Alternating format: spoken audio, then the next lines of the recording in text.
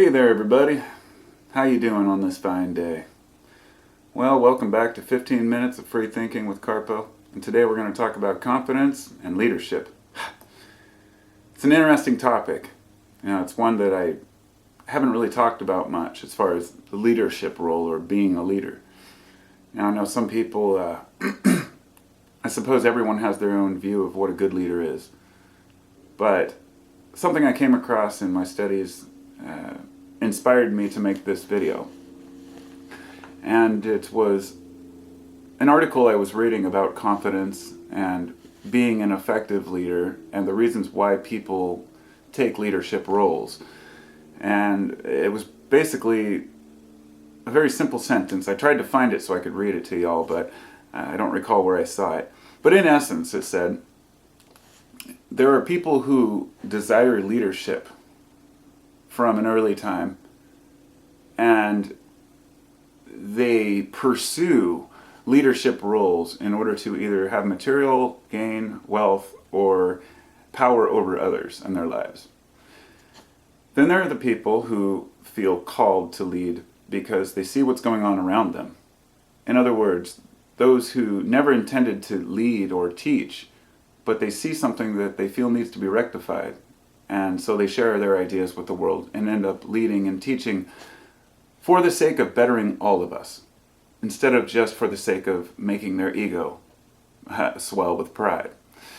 It's something we're well aware that there are leaders that absolutely take the role very seriously. In fact, I think that, there's different types. There's like 10 different classifications of leadership types. A few of them, one is like autocratic. There is democratic, which we're well aware of. There's bureaucratic, and bureaucracy is where the paperwork is king and the law is, basically it's written this way, this is the way we do business. Then there's charismatic leadership. Now, charismatic leadership is where basically any cult leader is a charismatic leader, if you will. Someone who can say, I know what's great, I know what's best, and that you need to follow me. And the difference between, say,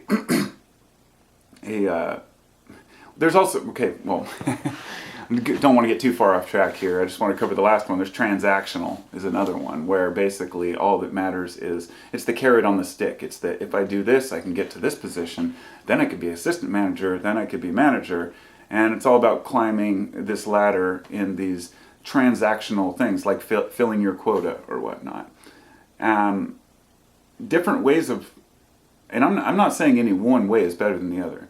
There are many different types of leadership necessary for different needs. In other words, we need a kind of an autocratic leadership if it comes to, well, let me put it this way, the people who are involved in making decisions. If the people who work for a company or operate within the government, if they don't understand the full picture of what's going on, sometimes we'll look to leadership for guidance. A leader is supposed to be aware of what's going on to an extent that is beyond those that they are commanding, if they're running that autocratic type of leadership. Now, if it's democratic, I would say that the best way to operate is to lead by example. And there are many diagrams to illustrate this, but the best one is, do you want to be the guy who's standing behind your workforce telling them what to do, or do you want to be the one in the front pulling the rope, showing them how to do it? And those are the most effective leaders, the ones that actually get in there and do the work. But a lot of people just want to tell others what to do. And it's interesting because power is very important to a lot of people. But it's not always just about money, It's not always about control. In fact, a lot of folks don't even realize why they want to have power in the first place. But the other side of this is that power is not always money related. And that's kind of what I wanted to cover here. A lot of folks who want to be leaders in their own expertise, their own realm, whatever world you're in, you may have people that look up to you or look to you for direction. And if you have enough humility to realize that you may not lead them the right direction, that's one of the greatest tools and assets a great leader can have, is to acknowledge that maybe you don't know. This allows people to realize that you're human. We all make mistakes. We're all not sure. And this is why we have a democracy in some cases where everyone makes a decision as a group. Sometimes it works, sometimes it doesn't. But what I'm saying is that the money isn't always the main root of power. You can gain respect and leadership through your actions, not through your monetary gain. Money speaks volumes. That's all I can say. As much as people can point the finger at money and say it's the root of all evil and it's all of our problems and that it shouldn't be about money, unfortunately it is. And most people have to eat, right?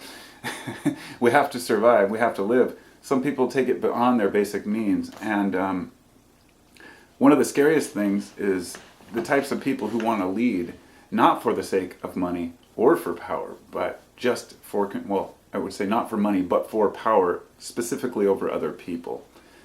And it reminded me of this little quote I read about perfectionism, and how perfectionism is basically desperation in disguise. It is our own insecurity that we feel like something has to be so perfect that we become perfectionists, and that sometimes it's okay to say good enough. In other words, there's this image that a lot of leaders put on, that they know what's best, that they know how to do it, and how to get everything done. And people believe them because, well, folks want to believe that somebody knows better than they do. Sometimes that's not always true. This is one thing I would say about, I think, effective leadership.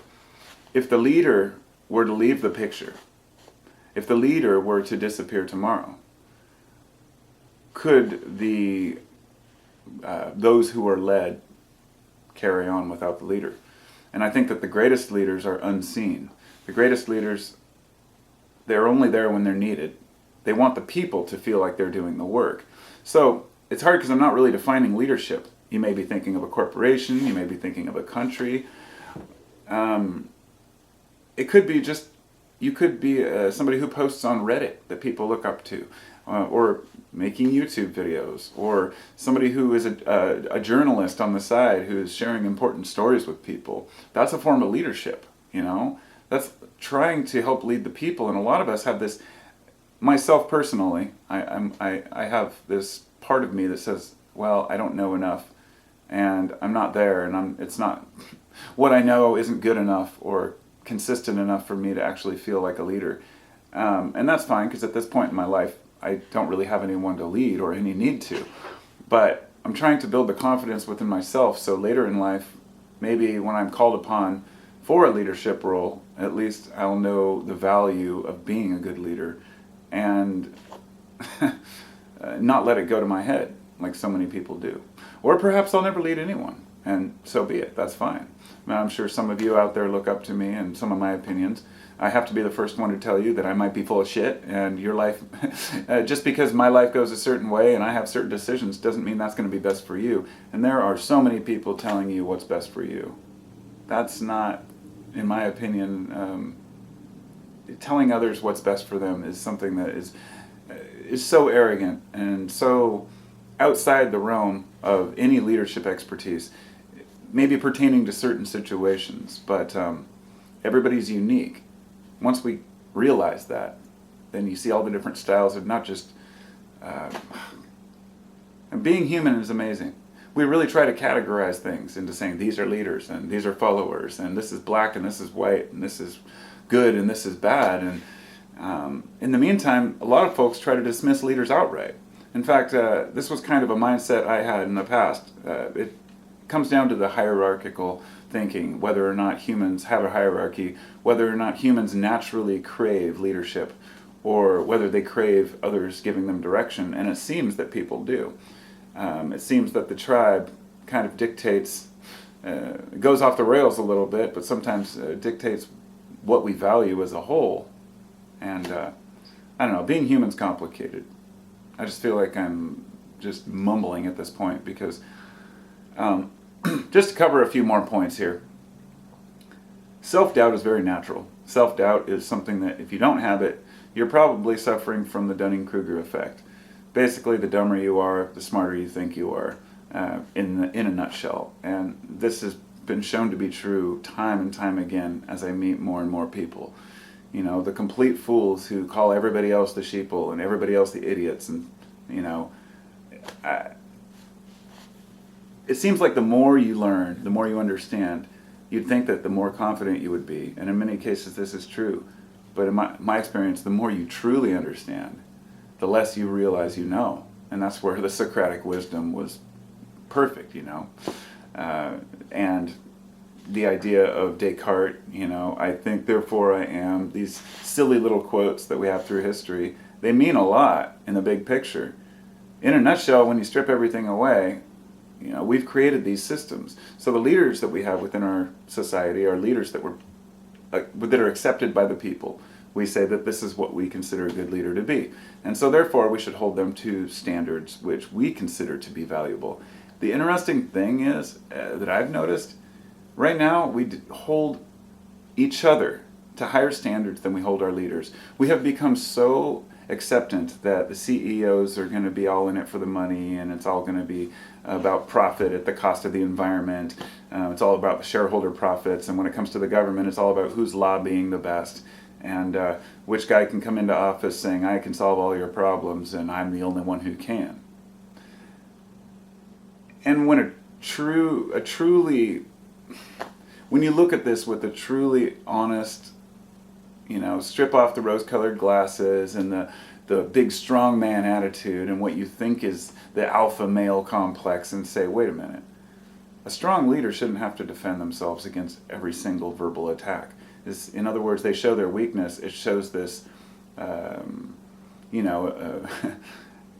entry point, a chink in the armor, where if you can't take criticism, then you're not a good leader. Hands down. If you can't handle criticism without snapping back and piping and calling people names, then you're a poor leader. However, this is my opinion. And the reason I bring this up is obviously because the president of my country is a complete imbecile. Yet a lot of people look up to him and revere him because he tells it like it is. But really, that's the problem, is when a leader is uneducated, he doesn't tell it like it is. He says things like yesterday, where we're going to put up a wall in Colorado. I mean, the president actually said that. And then he spends all day trying to, go on Twitter and back himself out and explain that it was just a joke and I was just kidding. It is so obvious how thin that guy's skin is that it really gives an insight into other leaders, strongman type leaders, authoritarianism, but not just the people themselves. I bring that up to try to understand my fellow man. Why do we accept that? Why do people think that's okay? And if our neighbors talk to us, or our friends talk to us, or our bosses or our coworkers, the way that, let's say, the president talks to people, we wouldn't accept it. We wouldn't tolerate it for a minute. But we've set politics outside. We've become so used to the fact that our leaders are shitheads that we just go along with it and say, well, hopefully it'll get better. I don't know. I would say you will always be hated by somebody as a leader, no matter who you are, and you will always make mistakes. I think one of the most important things we can do in our leadership roles, whether it be with a family or with an entire group of people, is to admit our mistakes. Say, I screwed up, and that's okay. Or I didn't know something, and that's okay. Because mistakes are how we grow and learn. And therefore, poor leadership just pretends like they know everything. Recognizing ourselves in others is a great step towards that. Realizing that not everybody is out to get you. We're only on the defense because we have to be. And when you really open up with people and get to understand it, most people aren't out to get you. They're just trying to live their own life and do their own thing. And at the same time, most people have empathy for one another and care about their fellow man. So self-doubt is going to be natural.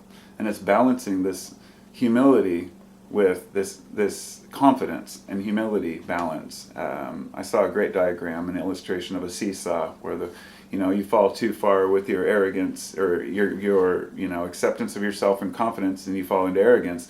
If you fall too far with your humility, then you fall into self-depreciation. And it really is a fine balance. There is never I don't think anyone ever really gets to the point where they just feel completely confident all the time about everything. I mean, we're all going to have issues in our life.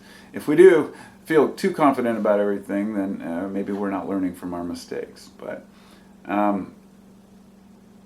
last message would be to the employers out there, or the leaders who are in the position to hire people or bring people on board in their companies or within politics or anywhere. There's always the young troublemakers, the long hairs, let's just say that teenager. Everybody was a teenager once, okay? Well, if you made it this far, right? When you were a teenager, you had to get your first job. And because of that first job, somebody had to hire you, knowing that you had no experience and knew nothing. And through all the jobs I had in my life, these kind of types like myself, the ones who were just kind of a little, off the beaten path, a little bit unique, eccentric, and whatnot, would often get poked the most fun at, long hair or hippie or whatnot.